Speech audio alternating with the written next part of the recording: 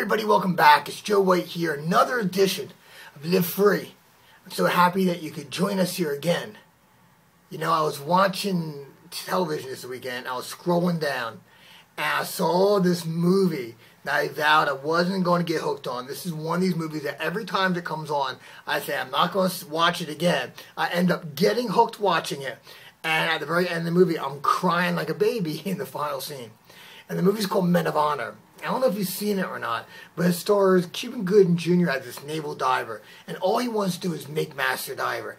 So the movie kind of tells that story of his ups and downs and challenges, and eventually he gets to the point where he's on the verge of making it. He ends up losing his leg in a freak accident where he saves other people's lives, and then the movie focuses on his ability to get reinstated to full and active duty with a prosthesis. And in the beginning of the movie, he had this one arch enemy, and that was Robert De Niro's character. And they butt heads throughout the whole movie. And at the very end, Robert De Niro friends him and actually helps him get back into shape. And the final scene is Cuban Gooden does everything imaginable to get reinstated.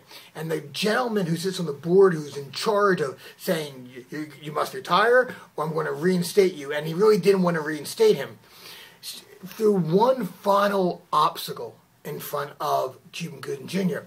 And that was take 12 steps in this new suit. And at that part, Robert De Niro stepped up and took his place as the dive instructor and commanded him to walk forward. It's really a powerful scene.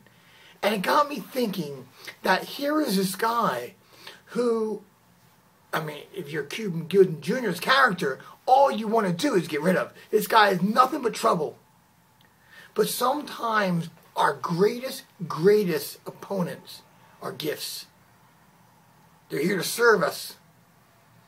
And if it wasn't for Robert De Niro's character, Cuban Gooden's Jr. character would never have passed the test and would have never achieved reinstatement to full and active duty. See, we look around us and we have problems, we have challenges. It's financial, it's our health, it's relationships. And when we're caught in the problem, we see that our lives through one lens, through one perspective. But what if everything was just a matter of perspective? I mean, I know it's easy to say, yeah, but I have a right to feel sad. We have a right to do whatever we want.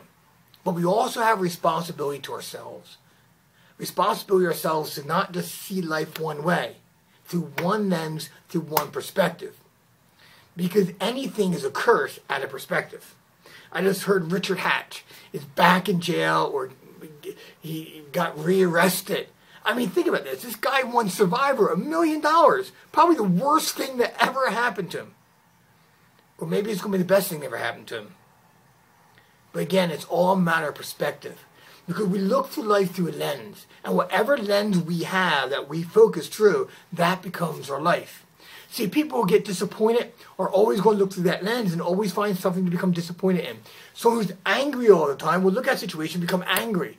Sad people become sad. Depressed people become depressed. Grateful people come back gratitude. People who are back connected will reach out and connect in situations. I was just watching the horrific events over in Arizona, and I was going through my Facebook, and you could actually see this. You could see people who were right-wing became even more right-wing. Left-wing became more left-wing.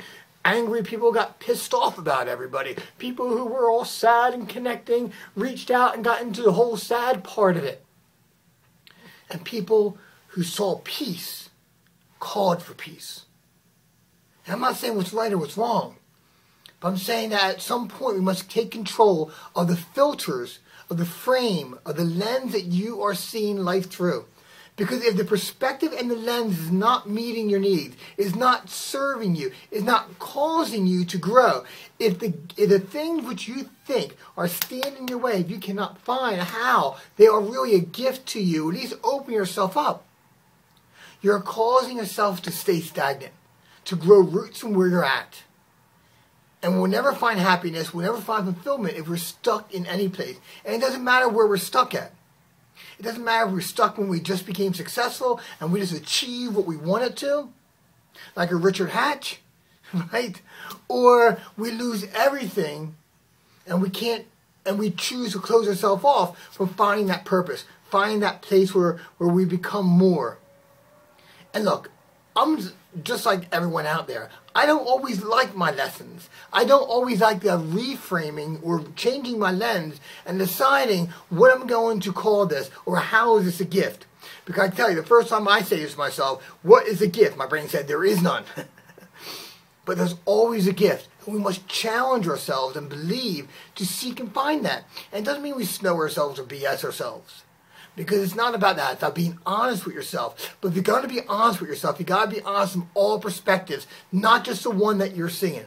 If you're only going to say, I'm going to be honest this way, then you know what? You're not really being honest. You have selective vision. And you're choosing to see something in a very particular way that meets your emotional needs. In other words, it meets your lens. You see it that way because it makes you angry and you feel you're right. It's your right responsibility. And now you can get angry. Or you're sad, or you're depressed, or you're hopeless.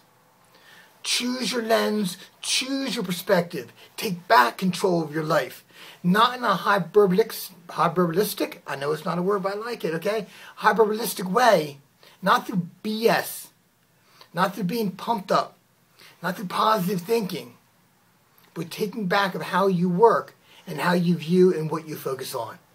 So until next time, I wish you love and I wish you passion. I am Joe White from Get Life Coaching. Live free, everybody. Bye-bye.